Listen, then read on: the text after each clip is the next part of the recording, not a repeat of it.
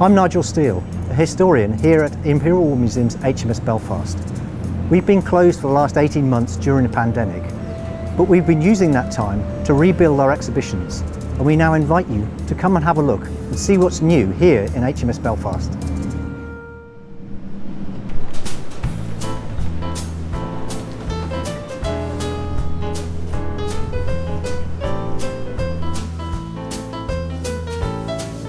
So this is the new sick bay, where you can see quite clearly the kind of things that we've been doing for the past 12 months. We've been trying to really uplift the way in which we interpret these historic spaces to introduce new stories and make them a lot more exciting.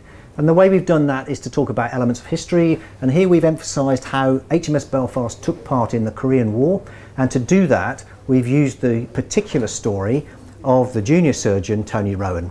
And he worked here particularly on one occasion at a battle called Changni-do on 16 casualties. He did 16 operations in the course of 24 hours to keep alive both North and South Koreans, servicemen and civilians. And this was a frantically busy period. But this is a sick bay that is unique to HMS Belfast. As a very big ship, it undertook surgical operations which most ships weren't able to do. And for that reason, on D-Day itself, Belfast was one of the first ships to receive casualties straight off the beaches, and we've put 4 quotations onto the cots, 2 on the pillows, 2 on the clipboards, to try and make people realise that this isn't just about Korea, it's about the whole history of Belfast, D-Day all the way through to 1962. And Belfast is a historic ship, but throughout that time the sick bay operated, undertaking casualties, making the crew fit and keeping people alive to carry on. Here in the examination room, we've used the opportunity to tell more of Tony Rowan's story and to use these strong, powerful stories that come from our collections to illustrate both the history and the ship. And so what we've taken is the real papers, made facsimiles here, which go in the typewriter, show how he wrote up his notes, how he put down all of the details of the casualties that he was looking after.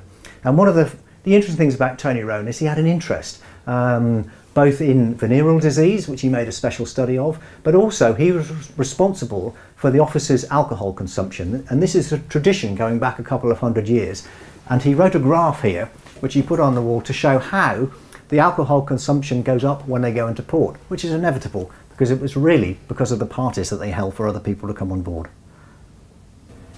From 1942 onwards, the helmsman who steered HMS Belfast was based here at the ship's wheel. But the amazing thing is, when people come down here, they say, how did he know where to go?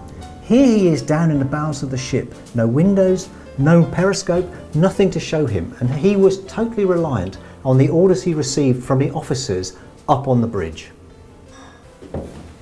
To try and show how the process worked, we came up with this large graphic which shows that the officers stood on the bridge and they sent the information that was needed down to the helmsman here in the lower steering position. And this came by voice pipe. And when he received the signal, the helmsman would turn the wheel to keep the ship on the right course. And once he turned the wheel, there was a long hydraulic cable that went all the way back to the tiller flat here at the rear of the ship. And that would then turn the tiller and steer the ship. And this was done in conjunction with controlling the engines. And it all allowed the helmsman, hidden inside the ship, to steer it on the exact course that was needed. Steering a ship as large as HMS Belfast is extremely difficult. And to try and illustrate this for our visitors, we've come up with this activity where we've taken a ship's wheel and we invite people to come and try and steer the ship on the course that they're given down the voice pipe by the officer on the bridge. What you have to do is keep the compass in line with the bearing you've been given, and it requires constant correction.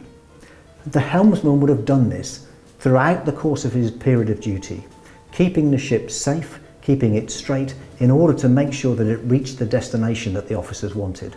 And this was a very strenuous activity, and it was one that required an awful lot of concentration. And what amazes almost all of our visitors is that they did this entirely without being able to see where they were going. The new displays that we're just unveiling at the moment are part of a 10-year plan, and we hope to gradually step forward and roll out these changes and use these new techniques and new means of engaging visitors with the ship over the course of the entire ship, from top to bottom, from front to back.